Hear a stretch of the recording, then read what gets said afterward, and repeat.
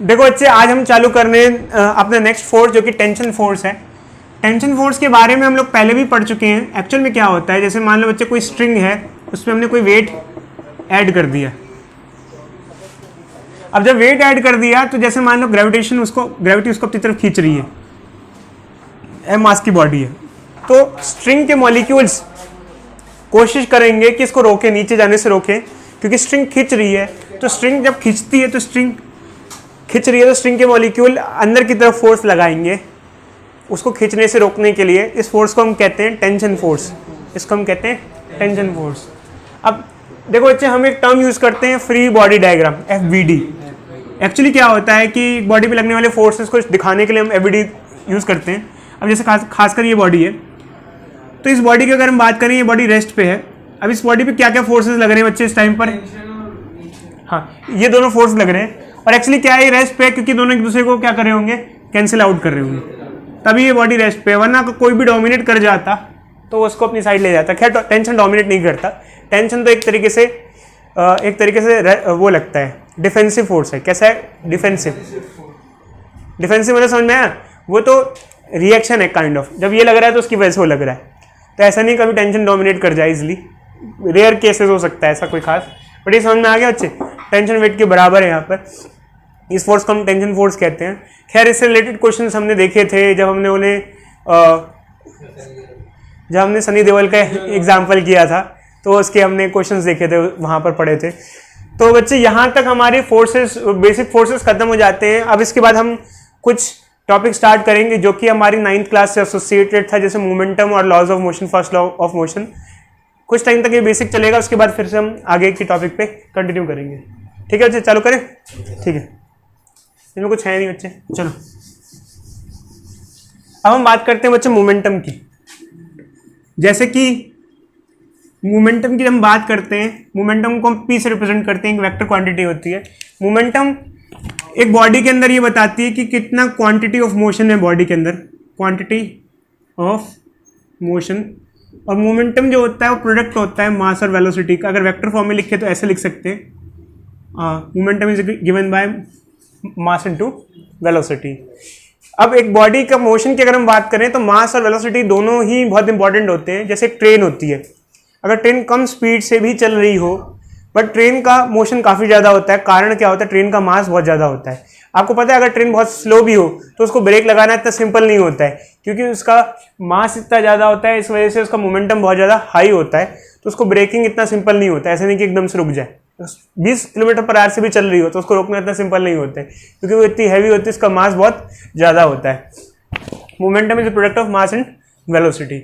इसकी यूनिट की बात करें तो बच्चे, इसकी यूनिट, मास की यूनिट होती है kg, वेलोसिटी की होती है मीटर पर सेकंड। ये सब कुछ चीज़ें हम बेसिक जो चीज़ें हैं ये हम अपने 9th क्लास में भी पढ़ चुके हैं। अब देखो बच्चे, जब मोमेंटम की बात करते हैं तो हमने न्यूमेरिकल्स वगैरह देखे हुए हैं। मास और वेलोसिटी को अगर मल्टीप्लाई कर दो मोमेंटम आ जाता है। अब हम कुछ क्वेश्चंस चेंज इन मोमेंटम से रिलेटेड करते हैं। चेंज इन मोमेंटम से रिलेटेड क्या करते हैं? देखो बच्चों, जब हम लॉज ऑफ मोशन की बात करते हैं, लॉज ऑफ मोशन, तो ये लॉज ऑफ मोशन, ये 9th क्लास वाले लॉज ऑफ मोशन नहीं है। अब हम यहाँ पर थोड़ा अलग चलते हैं। यहाँ ऐसा नहीं होगा कि आपको फर्स्ट लॉ सेकंड लॉ की डेफिनेशन वगैरह पूछी जा रही हो, तो ऐसा कुछ वैसा नहीं आता है।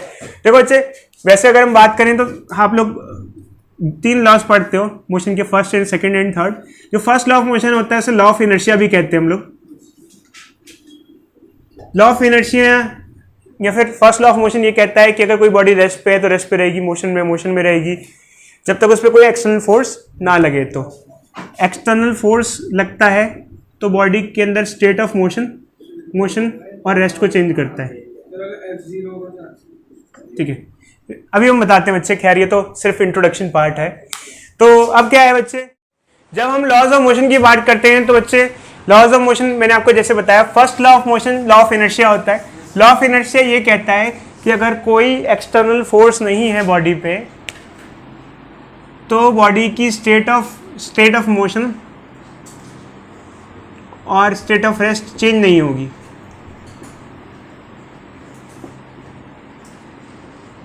जब हम लोग इस लॉ की बात करते हैं तो लॉ ऑफ इनर्शिया में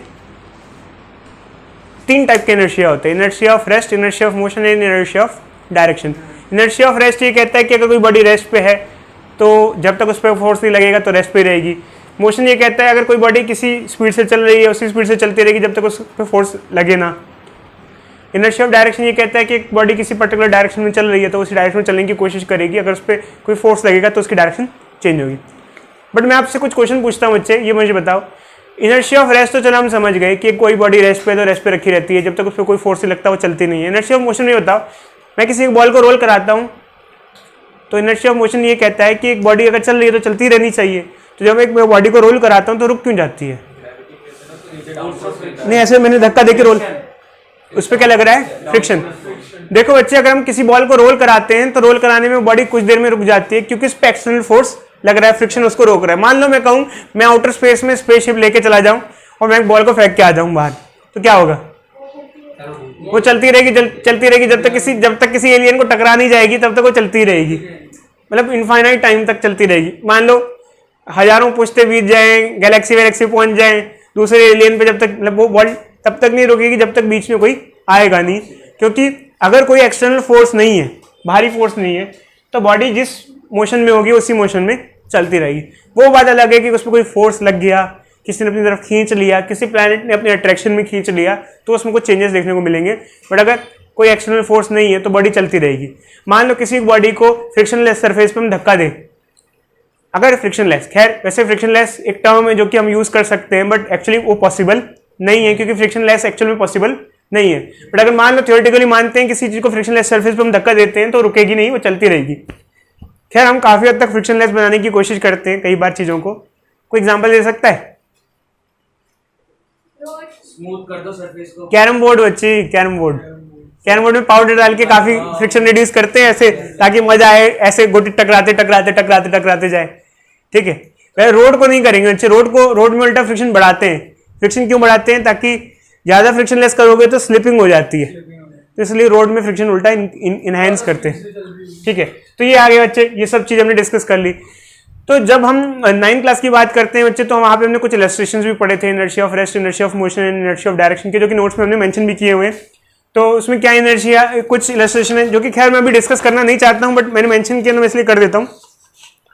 उसमें कुछ इलस्ट्रेशन ये भी थे कि जब बस चल रही होती है और एकदम से ब्रेक लगाती है तो हम आगे की तरफ गिरते हैं, ये इनर्शिया ऑफ रेस्ट की वजह से होता है। कारण क्या होता है? देखो बच्चे, अगर बस चल रही है और एकदम से ब्रेक लगता है तो हमारी पूरी बॉडी रेस्ट, बस अगर रुकी हुई होती है और एकदम से अगर चलने लग जाती है तो हम पीछे की तरफ, हमें जर्क लगता है। अगर बस रुकी हुई होती है और एकदम से चलने लग जाती है तो क्या होता है? हमारी पूरी बॉडी क्या होती है? रेस्ट में होती है। और जैसे ही बस चलने लग जाती है तो पैर जो होते हैं वो बस के कांटेक्ट में होते हैं, तो पैर जल्दी मोशन में आ जाते हैं, जबकि ऊपर का हिस्सा बस के कांटेक्ट में डायरेक्ट नहीं होता, तो वो किस में रहता है? रेस्ट में रहता है, इसलिए पैर आगे चले जाते हैं। एक्चुअली हमको लगता है हम पीछे गिर रहे हैं, हम पीछे नहीं गिर रहे, पैर आगे जा रहे हैं और पीछे की बॉडी क्या है? रेस्ट पे ही है। तो ये कुछ इलस्ट्रेशन थी जो कि खैर अब इतना ऐसी किसी काम की वो नहीं है, क्योंकि ऐसी इलस्ट्रेशन नहीं पूछी जाती, बट फिर भी असर्शन रीजन में कभी हो सकता है आपसे कुछ क्वेश्चन ऐसे पूछे जा सके, तो आपको पता होनी चाहिए कि जैसे एक कोई बस एकदम से रुकी हुई थी, एकदम से चलने लग जाए तो हम पीछे की तरफ गिरते हैं, उसका कारण इनर्शिया ऑफ रेस्ट होता है। हमारी बॉडी का अपर पार्ट रेस्ट में ही रहता है बट लोअर पार्ट बस के साथ मोशन में आ जाता है, तो हम पीछे की तरफ जाते हैं। उसके अलावा क्या क्या एग्जाम्पल्स होते हैं बच्चे? जब हम कारपेट को स्टिक से बीट करते हैं तो डस्ट पार्टिकल निकल आते हैं।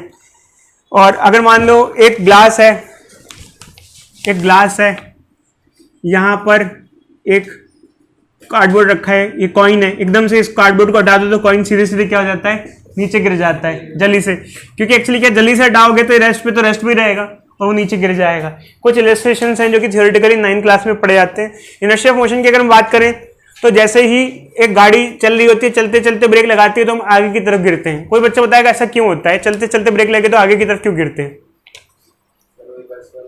एक्चुअली क्या होता है कि अगर गाड़ी चल रही है तो हमारी पूरी बॉडी मोशन में है गाड़ी के साथ साथ, और ब्रेक लग जाए तो अगर गाड़ी रेस्ट पे आ गई तो हमारे पैर भी रेस्ट पे आ गए, बट अपर पार्ट क्या ऐसा रहता है? मोशन में रहता है, इसलिए हम क्या होते हैं? आगे की तरफ गिरते हैं। समझ में? अपर पार्ट एकदम से रुका नहीं है हमारा। तो उसके अलावा और अगर हम बात करें तो एथलीट जब भागता जाता है तो एकदम से वो रुक नहीं सकता है। जैसे मान लो उसे कहे कि एकदम से रुक जाओ, उस लाइन पे तो नहीं रुक सकता, क्योंकि एक्चुअली क्या, वो मोशन में रहता है, तो मोशन में उसको स्लो डाउन के लिए क्या होता है? टाइम चाहिए होता है। ये इनर्शिया ऑफ मोशन के कुछ एग्जांपल हो गए। इनर्शिया ऑफ डायरेक्शन के कुछ एग्जांपल में अगर हम बात करें तो जैसे मान लो हम गाड़ी को टर्न लेते हैं यूं, तो हम जैसे अगर गाड़ी को शार्प टर्न ले, पहाड़ों पे जैसे टर्न ले रहे होते हैं इधर उधर यूं, तो एकदम से हम इधर उधर हो रहे होते हैं। उसका कारण ये होता है कि अगर हम एक पर्टिकुलर डायरेक्शन में हैं तो उस डायरेक्शन का इनर्शिया हमें एक ही डायरेक्शन में जाने को मजबूर करता है। खैर ये सब बच्चे आज के टाइम में हमारे लिए उतना इंपॉर्टेंट नहीं, क्योंकि अब जैसे कि MCQ पैटर्न है तो असर्शन रीजन में थोड़ा बहुत ये काम आ सकता है ऊपर की नॉलेज के लिए, बट हमें न्यूमेरिकल काफ़ी इंपॉर्टेंट है। तो देखो बच्चे, अब हम अपने पुराने टॉपिक पे आ जाते हैं। हाँ, अब हम पुराने टॉपिक पे आ जाते हैं। पुराने टॉपिक क्या बच्चे, हमने आपको बताया कि अगर कोई एक्सटर्नल फोर्स नहीं है तो state of motion rest change नहीं होगा। अब देखो बच्चे, अगर हम बात करें ये एक्सटर्नल फोर्स की, तो हमने यहाँ सिर्फ फोर्स क्यों नहीं मेंशन किया, हमने एक्सटर्नल फोर्स क्यों मेंशन किया? क्या फोर्स के दो टाइप्स होते हैं? हाँ सर, फोर्स के दो टाइप्स होते हैं, एक इंटरनल फोर्स, एक एक्सटर्नल फोर्स। क्या फर्क होता है इन दोनों में? इंटरनल फोर्स वो जो अंदर से लग रहा हो, एक्सटर्नल फोर्स वो जो बाहर से लग रहा हो। अब एक्चुअली कहने के नाम पे बहुत सिंपल होता है, बट अगर हम इसकी बात करें तो आपको इसके लिए कुछ समझना पड़ेगा। मान लो ये बच्ची है अनम, इसके हम बस खराब हो जाए स्कूल की, ये मान लो बस में जा रही है, बस खराब हो जाए, सारे बच्चे इसके साथ इसके दोस्त सोचते हैं, ये कहें कि नहीं हम बस को धक्का लगाएंगे, और बस के अंदर से बैठ के बस को धक्का लगा रहे हैं बच्चे। एक मिनट रुक जाओ बच्चे,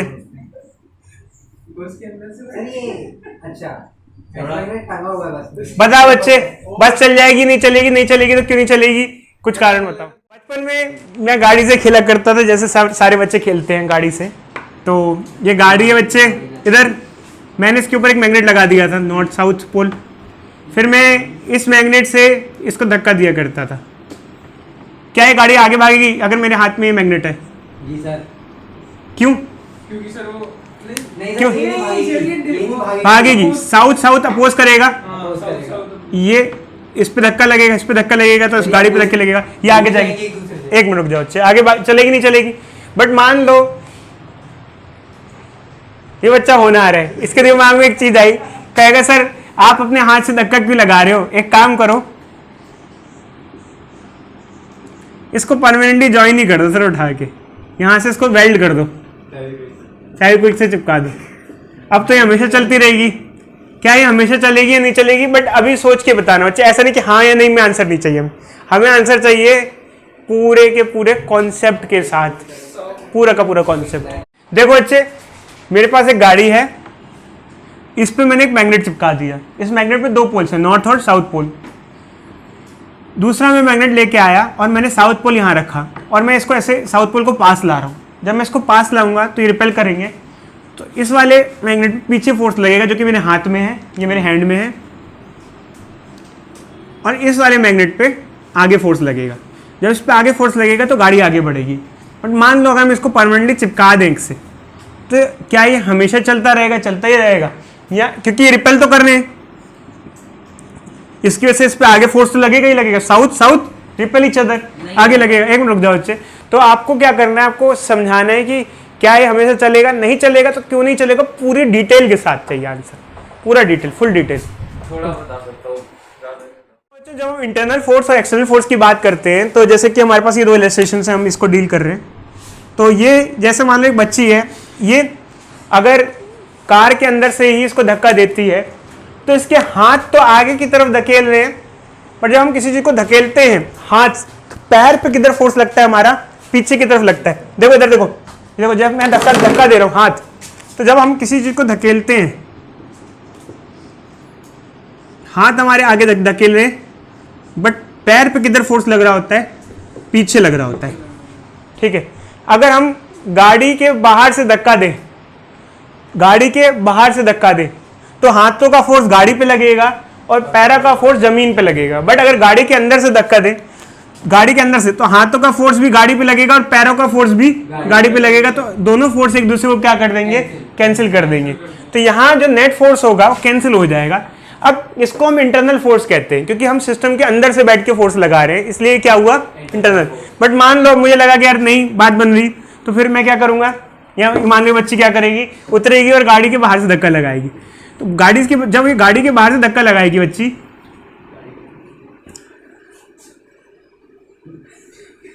ठीक है, तो देखो बच्चे, तो ये हाथ से आगे धक्का लगाएगी और जबकि इसके पैर से किधर फोर्स लग रहा होगा, पीछे लग रहा होगा। तो पैर का फोर्स फ्लोर पे आया और हाथ का फोर्स किस पे आया, कार पे आया, तो हाथ के फोर्स से वो आगे बढ़ गई। तो इसमें क्या हुआ, ये एक्सटर्नल फोर्स कहलाया कि किसने सिस्टम के बाहर से फोर्स लगाया। तो पैर का फोर्स पीछे लगा जमीन पे और हाथ का फोर्स किस पे लगा, गाड़ी पे लगा। जबकि गाड़ी के अंदर ही बैठ के फोर्स लगाएंगे तो हाथ का फोर्स गाड़ी पे आएगा, पैर का फोर्स भी किस पे आएगा, गाड़ी पे आएगा, कैंसिल आउट हो जाएगा। अब सेम केस यहां पर है। देखो जब मान लो ये है, हम इसको मैग्नेट को पास ला रहे हैं तो इस पे भी फोर्स लग रहा है, इस पे भी फोर्स लग रहा है, बट इसका फोर्स कार पर आ रहा है और इसका फोर्स हमारे हैंड पर आ रहा है। तो ये दोनों फोर्स अलग अलग बॉडी पे आ रहे हैं। इसका फोर्स, ये वाला फोर्स कार पर आ रहा है, ये हैंड पे आ रहा है। मेरे हैंड पे पीछे की तरफ फोर्स लगेगा, इस पे आगे की फोर्स लगेगी। जब इसको हम ज्वाइन करा देंगे तो अब ये एक ही सिस्टम बन गया।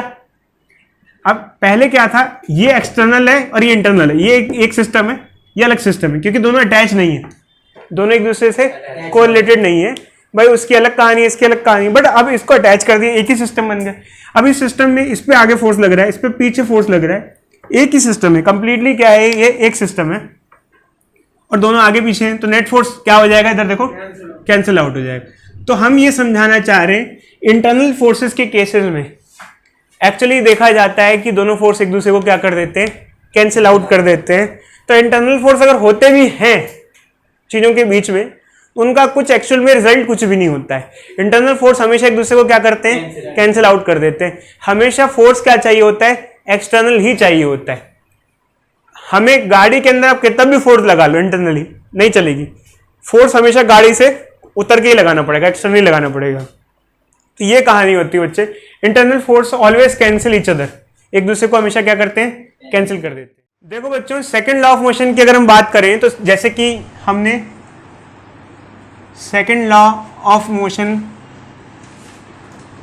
पढ़ा है। सेकंड लॉ ये कहती है कि आप एक बॉडी पे जब फोर्स लगाते हो तो उससे उसका मोमेंटम चेंज होता है। ये बात बहुत ऑब्वियस है, बताओ बच्चे क्यों? क्योंकि हम अगर एक बॉडी पे एक्सटर्नल फोर्स लगाएंगे तो ऑब्वियस सी बात है उसकी वेलोसिटी में चेंजेस देखने को मिलेंगे। मान लो मास कांस्टेंट है, और मास भी चेंज हो सकता है किसी केसेस में, वो भी हम केसेस डिस्कस करेंगे। क्योंकि 9th क्लास तक हम ये मान के चलते थे कि कोई एक सिस्टम में उसका मास कांस्टेंट है, बट जब हम 11th क्लास में पढ़ते हैं तो हम ये भी मान के चलते हैं कि कोई एक ऐसा सिस्टम है जिसका वेरिएबल मास हो, तो वो भी हम कंसीडर करेंगे। बट फिलहाल मान लेते हैं कि एक फिक्स मास का सिस्टम है, एक बॉडी है, उस पर हम फोर्स लगाएंगे। ऑब्वियस बात है फोर्स की वजह से उसकी वेलोसिटी बढ़ेगी या घटेगी, मतलब बढ़ भी सकती है और घट भी सकती है। सपोर्ट करोगे तो बढ़ेगी, अपोज करोगे तो घटेगी। बट जब वेलोसिटी चेंज होगी तो क्या चेंज होगा, मोमेंटम चेंज होगा। अब ये मोमेंटम चेंज है फोर्स की वजह से, तो हम तो समझ में आ गया बच्चे, फोर्स लगाओगे तो मोमेंटम चेंज होगा। बट मोमेंटम में कितना चेंज आएगा, कितना जल्दी चेंज आएगा, ये भी एक बहुत इंपॉर्टेंट चीज होती है। अब एक्चुअली क्या होता है बच्चे, अगर हम आपसे पूछे मारुति सुजुकी और बुगाटी की रेस करा लो तो कौन जीतेगा? बुगाटी। क्यों? कारण क्या है? बुगाटी का इंजन ज्यादा पावर डिलीवर करेगा, ज्यादा फोर्स देगा, ज्यादा फोर्स देगा तो मोमेंटम जल्दी जल्दी चेंज होगा। तो फोर्स अगर ज्यादा होता है, फोर्स अगर ज्यादा होगा तो मोमेंटम चेंज जो होगा वो फास्ट होगा। इसको हम लोग rate of change of momentum भी कहते हैं, जो कि हम पढ़ते थे, force is directly proportional to rate of change of momentum. कितनी तेजी से मोमेंटम में चेंजेस देखने को मिलेगा। अगर हम प्रोपोर्शनलिटी हटा दें, कांस्टेंट लगा दें तो ये के आ जाता है, और के की वैल्यू 1 होती है तो ये हट जाता है, तो ये dp बाई dt आ जाता है। और 11th क्लास के हिसाब से इसको हम डिफरेंशिएशन की फॉर्म में dp बाई dt लिखते हैं। यहाँ delta p by delta t भी लिख सकते हो, dp बाई dt भी लिख सकते हो। उस सिचुएशन पे डिपेंड करता है क्या यूज करना होगा। हम आपको दोनों केसेस बताएंगे, अभी आपको क्वेश्चंस वगैरह करा देंगे। अब एक बार इसको देख लेना, ठीक है बच्चों? तो ये टॉपिक जो था हमने ये मतलब अपनी 9th क्लास में पढ़ा था। अगर आप फोर्स लगाओगे तो मोमेंटम में चेंज आएगा, फोर्स ज़्यादा होगा तो मोमेंटम में चेंज जल्दी जल्दी आएगा। और ये हमारा होता है एक रिलेशन। ये फोर्स हो गया एक्सटर्नल फोर्स, ये चेंज इन मोमेंटम, ये क्या हो गया, टाइम टेकन। टाइम, ये क्या हुआ, चेंज इन मोमेंटम। कहने का मतलब ये है कि फोर्स लगाओगे तो मोमेंटम चेंज होता है, ठीक है। तो अगर हम कहें कि क्रिकेट में भी क्या ऐसा होता है, जब मैं बैट से बॉल को मारता हूं तो फोर्स लगाने से मोमेंटम चेंज होता है। एक क्वेश्चन देते हैं बच्चे, मान लो हम क्रिकेट का मैच खेल रहे हैं और क्रिकेट के मैच में एक बॉल हमारे पास आई, ऐसे ऐसे बॉल चलते हुए आई, बैट से टकराई, टकराने के बाद ऐसे गई। एक्चुअली क्या हुआ, यूं आ रही थी और यूं गई। प्लेयर ने क्या किया, एक्चुअली प्लेयर ने ना अपना फोर्स ज़्यादा नहीं लगाया, उसने बस टिक किया। टिक किया मतलब डायरेक्शन चेंज कर दी उसकी। कई बार क्या होता है, प्लेयर को लगता है भाई बहुत बॉल ठीक ठाक फास्ट है, तो उसकी सिर्फ क्या कर दो, डायरेक्शन दे दो, डायरेक्शन दे दो, अपने आप चौका चला जाएगा। मान लो बॉल का मास, फिर भी फोर्स लगता है, ऐसा नहीं है, टिक करने में भी फोर्स लगता है यूँ कुछ, ठीक है। तो मास मान लो बॉल का 0.5 kg है और बॉल की स्पीड जो है मान लो 20 मीटर पर सेकंड से आ रही है, आने और जाने की स्पीड सेम है और ये 60 डिग्री के एंगल पे जा रही है। और जो टाइम ऑफ कांटेक्ट था बैट के बीच में और बॉल के बीच में वो है 0.1 सेकंड टाइम ऑफ कांटेक्ट, मतलब जितने टाइम के लिए टच किया, ज़्यादा टाइम ऐसे टच करते हैं। Time of contact, time of contact, find force on ball, ये निकालना है बच्चे, जल्दी से निकालो बॉल। देखो बच्चे एक्चुअली क्या है कि इस क्वेश्चन को करने के लिए फोर्स होता है change in momentum by time taken. Change in momentum एक वेक्टर क्वांटिटी होती है यार, आप चेंज इन मोमेंटम इतने सिंपली नहीं निकाल सकते हो। एक्चुअली क्या होता है, देखो बच्चे चेंज इन मोमेंटम की अगर हम बात करें और इसको पूरी प्योर वेक्टर फॉर्म में लिखें तो ये चेंज इन मोमेंटम वेक्टोरिकली निकालना पड़ेगा आपको।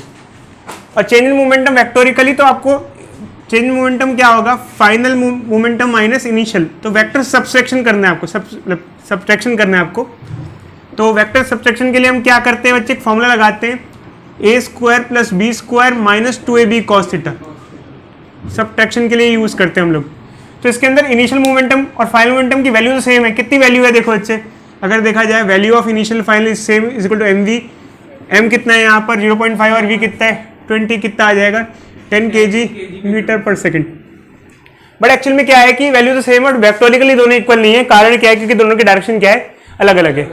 अब देखो बच्चे, अगर डेल्टा पी निकालना है तो ये क्या हो जाएगा, इनिशियल का स्क्वायर प्लस फाइनल का square minus 2 initial final cos angle, initial और फाइनल के बीच का एंगल। अब एंगल की सारी कहानी होती है। देखो बच्चे, इनिशियल यहाँ है सीधा, ये एंगल है, और फाइनल किधर है, इधर। तो एंगल 60 नहीं लेते, एंगल क्या लेते हैं, ये वाला। कितना होगा ये पूरा 180 और ये 60, क्या हो जाएगा 120 डिग्री। तो यहाँ 120 आ जाएगा। ये क्या आ जाएगा बच्चे, 10 का स्क्वायर प्लस 10 का स्क्वायर माइनस 2 10 10 कॉस कितना आ जाएगा, कॉस 120। कॉस 120 कितना होता है बोलो, -1/2। शाबाश बच्चे, -1/2। 2 से 2 कट जाएगा, माइनस से प्लस हो जाएगा। डेल्टा पी क्या आ जाएगा, 100 + 100 देख लेना बच्चे बाद में, ये हो जाएगा 200। ये नहीं, कट गया ना, सॉरी 100। क्या आ जाएगा बच्चे, डेल्टा पी क्या आ जाएगा, √300 क्या आ जाएगा 10/10 × √3 kg मीटर पर सेकंड। ठीक है, अब फोर्स निकालना है तो फोर्स क्या होता है, change in momentum by time taken. ये क्या हो जाएगा 10√3, टाइम कितना है 0.1 सेकंड का कांटेक्ट है, क्या आ जाएगा ये 100√3 न्यूटन, इतना फोर्स लगा। देखो बच्चों, जब हम लोग इस क्वेश्चन में बात करते हैं तो यहाँ पर हमें कुछ चीज़ों को समझना बहुत ज़रूरी होता है। जैसे कि मान लो एक बॉल अगर दीवार को स्ट्राइक कर रही है तो यहाँ पर एक चीज़ बहुत अच्छे से समझो। इधर देखो बच्चे, मान लो एक बॉल आई, ये दीवार पे टकराई, इसका मास m है, इसकी वेलोसिटी v है, और ये टकरा करके वापस आ रही है। तो एक्चुअल में क्या हुआ, जब बॉल टकरा के जा रही है तो यहाँ पर दो चीज़ों का मोमेंटम चेंज होता है, बॉल का भी और वॉल का भी, ball and wall. But in चीज़ों को समझना बहुत ज़रूरी है और बहुत ध्यान से समझना बच्चे। बॉल का मोमेंटम जो चेंज हुआ है तो आपको दिख रहा है कि बॉल गई और बॉल आई। अब यहाँ क्वेश्चन कई बार बच्चे ये भी कहते हैं सर वेलोसिटी सेम है तो मोमेंटम चेंज कैसे हुआ, क्योंकि डायरेक्शन चेंज हो रही है बच्चे, क्योंकि क्या चेंज हो रहा है, डायरेक्शन, और डायरेक्शन चेंज हो रहा है तो मोमेंटम चेंज होगा, क्योंकि मोमेंटम एक वेक्टर क्वांटिटी होती है। अब जब जैसे ये केस है, मान लो ये बॉल है एम मास की, इसकी वेलोसिटी v है, ये बॉल से टकरा करके सेम वेलोसिटी से रिबाउंड हो रही है, तो इसका मोमेंटम चेंज हो रहा है। कारण क्या है, क्योंकि इसकी डायरेक्शन चेंज हो रही है। बट यहाँ पर बॉल का मोमेंटम भी चेंज हो रहा है। अब ये कैसे हो रहा है? अब यहाँ पर एक सिंपल सा क्वेश्चन है, या कोई बच्चे कहेंगे सर वॉल का मोमेंटम किस तरीके से चेंज हो रहा है, वॉल की तो वेलोसिटी कुछ है ही नहीं, पहले भी रेस्ट पे थी और अभी भी रेस्ट पे है। एक्चुअल में क्या होता है बच्चे, जैसे मान लो ये बॉल है, इसके कुछ मोमेंटम में चेंज देखने को मिला आपको, करीब करीब मान लो जैसे कुछ आई वैल्यू 20 kg मीटर पर सेकेंड, ऐसे जिस डायरेक्शन में बॉल का मोमेंटम चेंज होगा उसकी अपोजिट डायरेक्शन में बॉल का मोमेंटम चेंज होगा। बट बॉल के मोमेंटम चेंज में हमको कुछ देखने को इसलिए नहीं मिलता क्योंकि बॉल एक तरीके से रिजिड बॉडी होती है, और बॉल के मास को हम इनफाइनाइट मान सकते हैं। क्या मान सकते हैं बच्चे? इनफाइनाइट। अगर उसका मास इनफाइनाइट है, इसलिए उसकी कुछ वेलोसिटी आपको चेंज होते हुए नहीं दिखाई देती है। जब कभी कोई बॉल टकराती है बॉल से, तो ऐसा नहीं होता कि सिर्फ बॉल पे इंपैक्ट हो, बॉल पे भी इंपैक्ट होता है, दीवार पे भी इंपैक्ट होता है। अगर ज्यादा तेजी से आया तो बॉल तोड़ के भी चली जाएगी, ठीक है। बट ये है कि बॉल पे हमको इंपैक्ट नहीं समझ में आता, क्योंकि बॉल बहुत ज्यादा इनफाइनाइट मास की ट्रीट की जा सकती है, और एक्चुअली फोर्स भी दोनों पे लग रहा होता है। जब बॉल टकराई तो बॉल पे किधर फोर्स लगा? इधर। ये क्या हुआ? Force on ball. और फोर्स ऑन बॉल किधर होगा? Force on ball. ये हुआ एक्शन और रिएक्शन। जब आप खिंचा के दीवार पे बॉल को मारते हो, बॉल टकरा के वापस आती है, तो बॉल का मोमेंटम भी चेंज होता है, बॉल का भी होता है, बॉल पे भी फोर्स लगता है, बॉल पे भी फोर्स लगता है, और दोनों की डायरेक्शन क्या होती है? अपोजिट होती है, और दोनों की वैल्यूज क्या होती है? इक्वल होती है। बट ये है कि वॉल की वैल्यू हम डायरेक्ट नहीं निकाल सकते, क्योंकि वॉल का मास वास हमें कुछ नहीं पता होता है, क्योंकि वॉल को आप इनफाइनाइट मास की तरह ट्रीट कर सकते हो, वॉल काफी रिजिड होती है। बस ये है कि वैल्यूज इक्वल और अपोजिट होती है, क्योंकि बॉल पे इधर फोर्स लगेगा तो बॉल इधर जाएगी, और बॉल पे किधर फोर्स लगेगा? पीछे की तरफ। खैर वो बॉल पे लगने वाला फोर्स जो है वो इतना दिखता नहीं है, कारण क्या, मैं फिर से कह रहा हूँ, बॉल क्या है? रिजिड है। बट एक्चुअली आप फील कर सकते हो। अब दीवार पे हाथ रख के देखो, जब बॉल टकराती है तो उस पर झंझनाहट होती है, मतलब फोर्स बेसिकली लग रहा है। इवन बैट बॉल में भी देखो तो बैट पे क्या आता है, आप अगर बैट को पकड़ के रखो तो बॉल अगर टकराती है तो हाथ पे फोर्स आता है बहुत तगड़ा वाला, तो इसका मतलब कि बैट पे भी फोर्स लग रहा है और बॉल पे भी फोर्स लग रहा है। ध्यान रखना बच्चे यहाँ पे, इक्वल और अपोजिट।